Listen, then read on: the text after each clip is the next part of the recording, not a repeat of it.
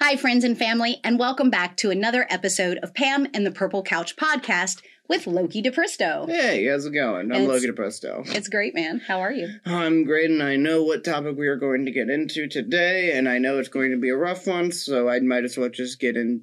You get into it first, huh? Well, friends and family, today we're going to be talking about Mother's Day. But why are we talking about Mother's Day today? It's less about Mother's Day and more about giving gifts to mothers and your parents, because that's mostly what we're going to be talking about. Though we glazed it around during the holiday episode, this is going to be more towards the fact that giving gifts is going to be, well, not even going, is very difficult for children to do for their parents without any direct, correlation, just directly asking them, hey, what do you want for Mother's Day or Christmas? Because it's hard to make the decision on your own. And I think that's going to be a very, very big theme during this episode, because making the first decision for what you want to give to your parent is going to be very difficult. And with that comes a lot of procrastination and indecision. So I've been apprehensive about this episode because in our household, gift giving, especially between you and I, has been a touchy subject. Yes. I could go all the way back to, the Easter Bunny conversations and Santa Claus conversations. That kind of stopped in our household when you started talking. So by the time you were 7, that was something that was gone for us because you didn't believe in the imaginary world any longer. So I think that happens for a lot of children on the spectrum. Mm-hmm. A lot of neurodivergent children, they call BS. Right? I think yours was they called jelly beans because I wouldn't say calling BS, but children on the spectrum would like to question things just generally. Yes. So for you, it was you watched a movie, and I don't want to say it because we don't have licensing to say the movie, but you watched an Easter movie, a child's Easter movie, and in the car, your exact words were, "Mom, are you aware that Easter bunnies don't shit jelly beans?" I know. But from there, you asked about Santa Claus. Yeah, and then that sort of came the realization that all this holiday. Yes, exactly. Yeah, it ain't real, and I kind of don't care. But now that's where I want to trigger. So I want parents to understand, and this is why this one's kind of tough for me, is that as a mom of a neurodivergent child, if you heard Loki, it was once he realized that the make-believe wasn't real, just like he said, he didn't care. Yeah. And that's really important because we are in such a commercialized environment where one holiday, and see, I'm already getting a little emotional on this, because one holiday after another, it's Mother's Day. Well, let's start Valentine's Day, then Mother's Day, and Easter, and Father's Day, and even the week of gratitude and Thanksgiving, and then Christmas and birthdays. And they're being commercialized to sell product because kids and generally the younger audience doesn't really know what to gift their parents or something like that, so they just look up Christmas gift or Mother's Day gift or birthday gift or something around the general theming where... Yes, but that's on the gift side. Yes. Let's go really deep into this, Loki. You've been prompted by external people, loved ones, to remind you of holidays. But there's been times, we'll use my birthday, for example. You've gone to the store, picked up a gift, put it on the table in the bag, and been like, there you go, Mom. Happy birthday. My birthday card waited for about 45 days. I think your birthday actually came. Well, because I forgot to actually give you your card. But no, we talk about that because I'm bringing that to the couch because this happens not just to me. This happens to families, especially with neurodivergent learners, that this is not a commercialized priority to them. But it doesn't mean it's not painful for the parent that is experiencing it. So example, even your own Aunt Stephanie was livid when she found out how you handled birthday, how you handled Mom's Day, how you've handled Christmas. Because especially in single family homes, there's a lot of these events and these holidays that the parent of the neurodivergent child truly does realize that their household is a little different during these times. I mean, yeah. So what would be a prompt or a good way to strategize families that have neurodivergent learners so that they don't end up in the situation with hurt feelings or mom or dad that feels isolated because their child, their loved one, doesn't participate in these things, but yet it's so blown into so like for us, for me, as much as it could be painful, I just shut all of this out.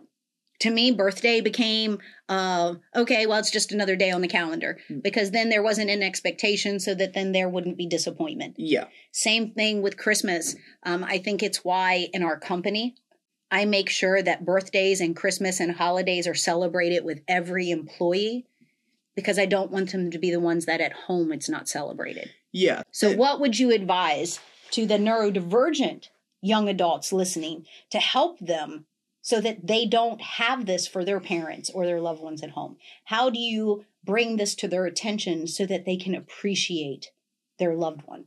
And that's all this is. The commercialized holiday gets thrown into your face with presents and gifts. But even as a mom, some of the things that you've given me, I'm sitting here right now thinking that if I go into my bathroom right now, when I have to put this face on to film these episodes, inside my bathroom drawer is the Mother's Day note that you wrote me 2 years ago.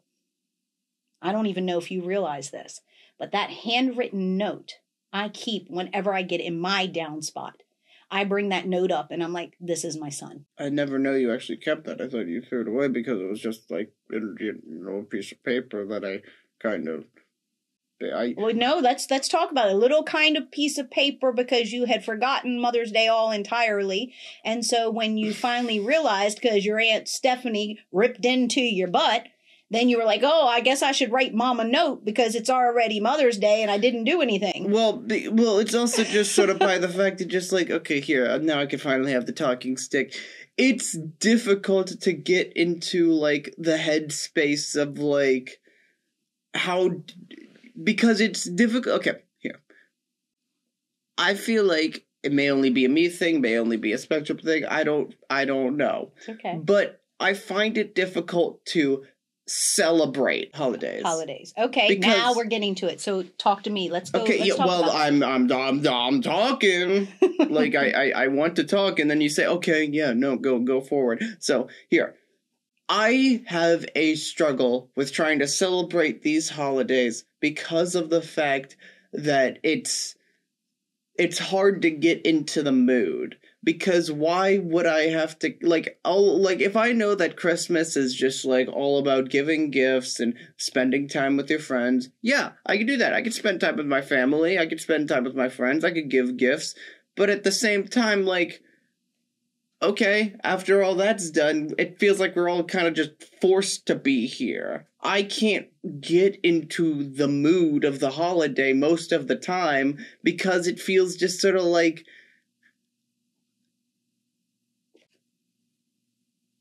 Because it feels like I'm just in there, just sitting, and just sort of like, okay, so when is this going to be over? Because, like, everybody's going to give gifts. Everybody's going to feel happy when they give the gifts. Everybody's going to feel happy when they feel, loved. Okay. And that's like most holidays. They're reminders that friends exist and reminders that people will always love you and your family will always love you, like Mother's Day, Father's Day, the parent holidays, stuff like that. And it's like, all right, but why do I have to, like, force myself to be in this, like, jolly mood when I could just be like that all the time? Oh, and that is the key. I think that... Because, can I say one more thing? Yeah, keep on. Because it's mostly by the fact of, like, okay, yes, Mom, I love you. I will always love you. And I know, like, I know that me not giving you a gift during Mother's Day is, like... Okay, we got to stop right there. I think that is the focus, the fixation. sitting back with my clinical hat on, not my mom hat. It's like I want to turn it real quick. If we look at that, what you're saying is it seems that the point of the struggle is the gift, when that's the commercialized side. That is the commercialized side, that we are commercials. It's like, oop, it's hump day. You can hear all these commercials in my head. It's like we are byproduct for mom, so you can make mom happy. Yes, when really, just like I told you, just writing that note, or, hey, mom, it's your day. Make mom's breakfast. We think about the little things, and it's the little things that carry so much more weight than, like you said, the present. Because once the present's open, then it's like, okay, what do we do next? Yeah. It's almost like, okay, well, everybody waited to open up a present, but you could be like this every day. Yeah. You could give a present every single day, not just specifically on holidays, but simply acknowledging the holiday's existence and just say, hey, Mom, I didn't get you anything. Here's at least, like, something to tell you. I acknowledge Mother's Day today, and I do care about you. Now, see, that to me right there means more than any present. If I don't have to tell you about the holiday and you self-initiate, that to me means more than anything. I think that this would be one of those times that we want to rely for other people to help set little reminders to those family members that this isn't their stick. This isn't their, what holiday is today? Yeah. If that's not the case, then we need grandmas, aunts, uncles to help in that family with the neurodivergent learner. Yeah. To be like, hey, I just want to let you know, Mother's Day is right around the corner. You don't have to go get a gift, but make sure that you acknowledge. Yeah. Acknowledge. Don't give a gift, simply acknowledge. And your parent, I feel like that's also a reminder to the parents that you shouldn't be putting your student, your child, at high standards to expect a gift every single holiday, because if you keep that expectation up, it's going to be like so a parent gives a child like something that's worth $120, right? Okay. The child will feel like they're going to be put much as an expectation to give something of that great reward back. So it's almost like you're looking at it as whatever I'm given, I need to give an equal return. Give back, yeah. Okay. But see, that to me means that even more so, how much this entire gift-giving thing has been commercialized. Yeah. It goes back into the philosophy when they think about people when we used to be, barters and traders, and you would give a service in order to get a loaf of bread. And, yeah. And, it's funny we talk about this because I got criticized with my coaching because I had to have my contract written that I agree in like-mind exchange. So that's because there may be someone that needs help and assistance, but they don't have the financial means. And so, therefore, time is a financial asset. Yeah.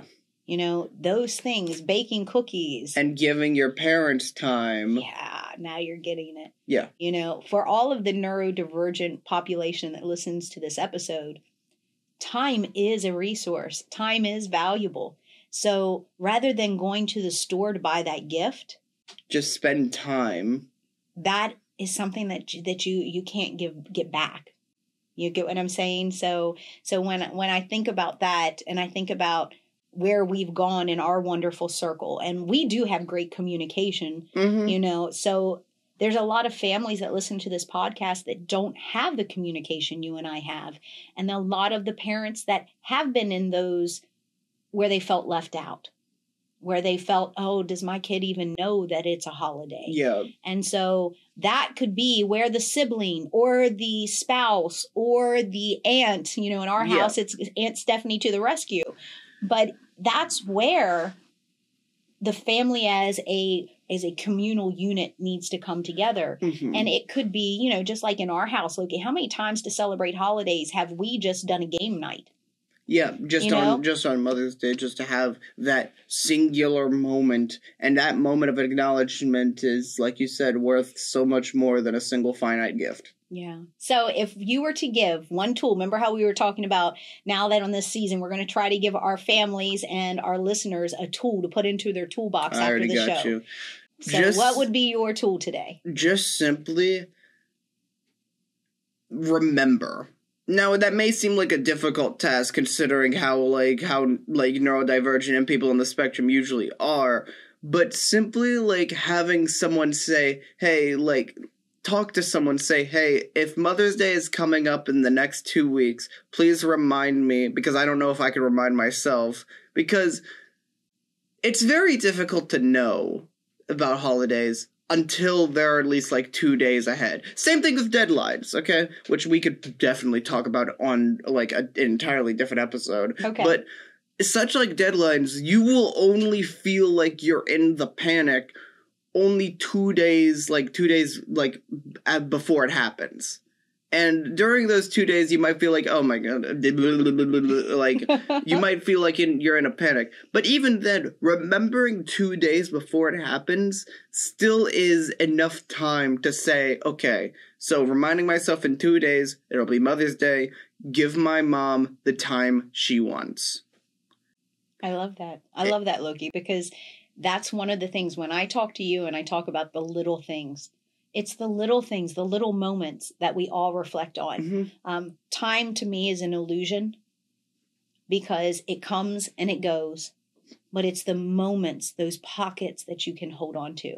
It's not going to be the gift that you give me that I hold on to forever. It's the moment of time with you. Ting, ting. It's like almost everything. It was like in synchronicity. Cha-ching, as I say that, you know? Yeah. So parents, from our home to yours, remember, don't let these holiday seasons become commercialized. Remember, time is the most valuable thing that you have. And make those moments, make them care, make them special, and make them memories. Those moments turn into memories. And I think that's the most valuable gift you can give any parent or loved one. Loki, thank you. I love you. I love you too. Okay, from our couch to yours. We'll see you soon. So, Manny, here we are back on the couch. Yep. That was a deep one for me because I was a little anxious. And it's so funny, you know, like Loki says, we don't pre-talk any of this because we want it to be live. Mm-hmm. And when they came to me about the Mother's Day one, I looked right at him and was like, you want to talk about Mother's Day?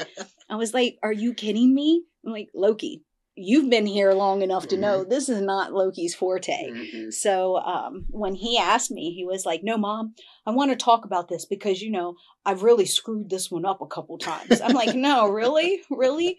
But then I think about the vulnerability. Yep. And it was so funny because we were talking about holidays and not just Mother's Day, holidays in general, you know, all the way. We just had Easter that just passed. And that to me was the goodbye to all the beautiful, wonderful kitty holidays in our house because Loki's wonderful fascination with the movie Hop and proceeding to let me know that jelly beans don't come from rabbits in a nice way. So when Loki started talking expressively outwardly, and you get what I'm saying, because we know we had inward conversation before it went outward.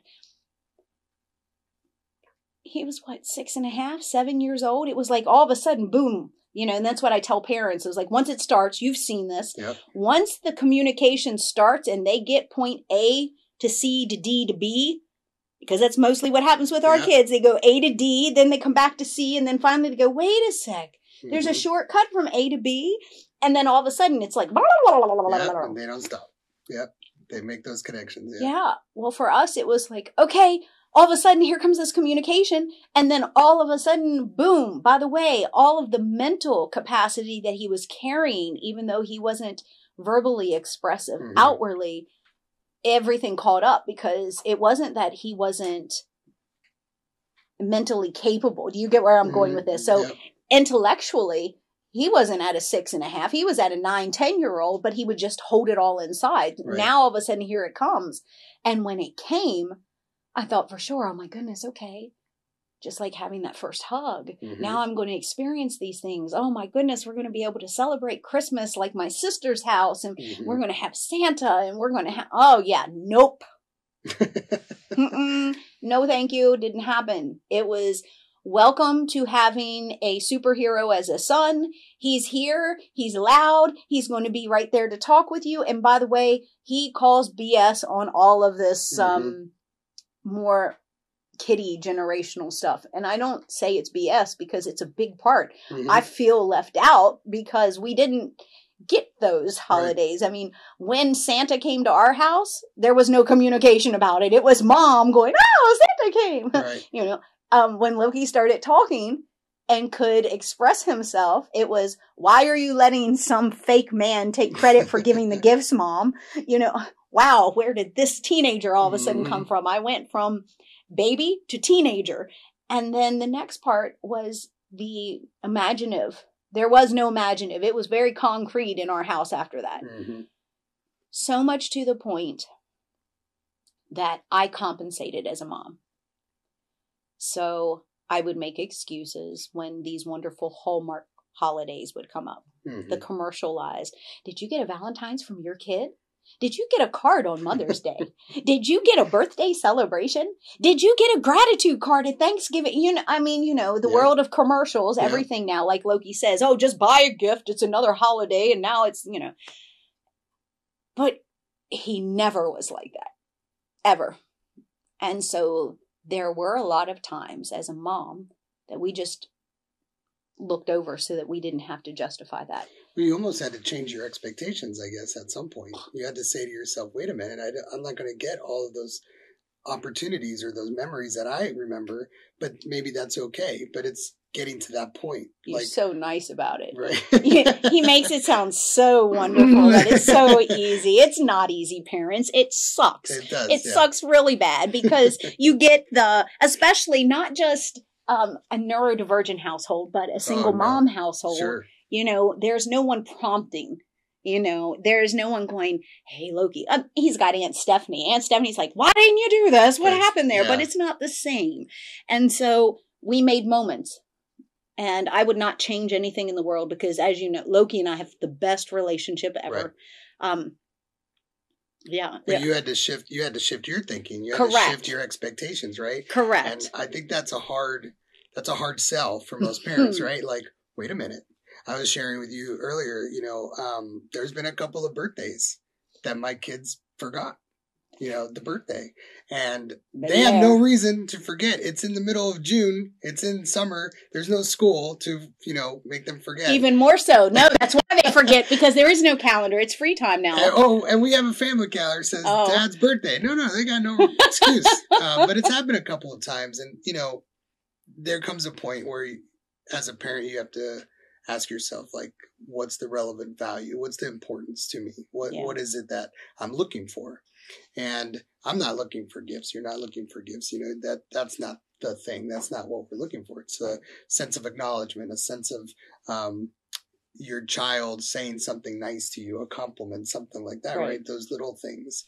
For Mother's Day this year, you know, you were mentioning like single parents, they don't have a partner to prompt their kids to say, "Hey, don't forget," you know, because kids need prompting, right? Yeah, let me just prompt myself. Yeah. Hey, don't Loki, forget about me. Go on ahead to the store right now. It's super awkward. Yeah, it's an awkward thing. Yeah. Correct. And most single parents, whether it's dad or mom in a household, becomes the alpha. Mm-hmm. Yep. And so then the last thing they want to do is say, "Oh, by the way, go do this for me." Because if we have to say that, then there's no point in doing it.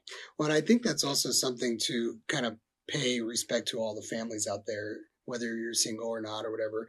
If you have a child with some type of neurodiversity or just challenges, let's put them that way, any kind of challenge, right? Those, I would say most parents feel this way about themselves, but those parents in particular, you as a mom with a neurodiversity child, you become uber selfless, right? There is no selfishness anymore because it's all about focusing on your kid. Would you agree? Yeah. Right? And I would say all parents feel that way to some extent, whether they have a neurodiverse child or not. But I would say it goes to another level, right? That selflessness, lack of selfish kind of focus on me for, you know, that goes out the window at some point because there's so much focus on that child, right? And I'm with you. I'm with you. I'm going back and I'm like, well, yeah, because I had a friend of mine about, 3 years ago at a Halloween party. And he asked me, he was like, what are you going to do now? And I'm like, oh. Yeah. He was like, you've literally dedicated, ever since Loki got sick, everything went into him, yeah. And not just him as my North Star, but the community. Mm-hmm. And so, yeah, that was a wake-up call for me, because I was like, I remember going home going, oh my gosh. And we're talking about Mother's Day. All holidays take a different perspective, take a different lens. Like we were talking about in previous episodes about preparing for Thanksgiving and Christmas, right? If you are, let's call it a neurotypical family, I mean, a whole lot of prep doesn't really go into it, right? Let's be fair. Like you can tell your kids, hey, it's Christmas time, and they pretty much get excited. But if you have a child that has some type of neurodiversity or challenge or whatever, their reaction to those kind of things is very differently, right? And that's why we focused whole episodes on preparing for the holidays, because the neurochemistry and the behavioral attributes of that child is so different. And so the parent becomes hyper-focused on that child. Yes. Whether it's Mother's Day or Father's, all of that gets put under the side. It's about preparing that child for those events. I can only imagine, what it would have been like to be Loki growing up, because like Mother's Day, like what is that? Why celebrate? Right? Well, and it's funny that you say that, because those are the conversations that we end up having. Is he's like, well, Mom, I love you every day. Why do I have to show you special on today? They're logical conversations. Sure. And I'm like, you're 100% right, Loki. Yeah. You're 100% right. But I think in a world that's so commercialized, is that we see daily the propaganda, and we stop internally going, oh, well, I'm grateful for this because I get to wake up in the morning and fix breakfast with my son, or I'm grateful for the moments that he can come and express himself to me with no filter. Right. But we downplay that because we're in a society that commercialized, did you get a card? Right. Did you get roses on Valentine's Day? Oh no, instead I got to spend 6 hours just having fun time with my family. Oh, we started not giving Christmas gifts at Christmas because all of our nieces, nephews are all of an age now. So we play games. Now, we all bring money and make it a monetary, and put a little kitty in the pot, make it fun. But we realized, and this will be the third year in a row we've done that, is that the time with family made such an impression, especially on the kids, that this wasn't about the gift that's under the tree, but instead of the time that we're spending with family, because you can't get that back. And I think that's the most important part for me, like from a ABA clinical perspective, is it all zeroes into what's the family values that you're trying to reinforce. Yes. Right. So if it's family time with family, then what are you doing about your day to day, about those holidays that's embracing that value? If you do have values around giving gifts, if that is the family shared value, then that's fine. But recognize it and then encourage it and reinforce it. And I think what happens is where the conflict comes in is when the values don't align, right? Even especially like with a child versus a parent, like a child who does not value Mother's Day and doesn't see the point versus the mother who wants Mother's Day and has that value because of their history, right? Well, how about one even different? If we think about here in our work environment, if you have a mom or a dad, and dads, this is for you too, because, we talk about Mother's Day, but we forget about Father's Day. Don't forget about Father's Day. And dads are just as emotionally vulnerable as moms. Oh, sure. They just hide it. They hide it because society has taught them to be the masculine, to be the alpha in the family, is that you put that to the side, just like we were talking about with Mother's Day, with Father's Day. But it doesn't mean that it's any less, right. And just as we can talk about the expectations in our household and how they may change, parents, I also want to be the first one to tell you that it is okay to feel that sting in the heart when you go into your workplace. And they talk about, well, for Mother's Day, and this is what Johnny did, and this is what Sally did. And then you're going to like, okay, well, guess what? My kid ate his SpaghettiOs all by himself today. It is, again, looking at those priorities and what becomes important in your house. Absolutely. Absolutely. So, parents, what I would like you to take away, at least from my aspect, is remember your house is different from everybody else's. A moment of gratitude in your home may be a lifetime of joy in someone else's. So remember to value what is important with you and your family. And don't worry about the commercials on the TV. Nope, they'll come and go. But your kids won't. Your kids don't come and go. Nope. So until next time, we'll see you here on Pam and the Purple Couch podcast. Bye, guys.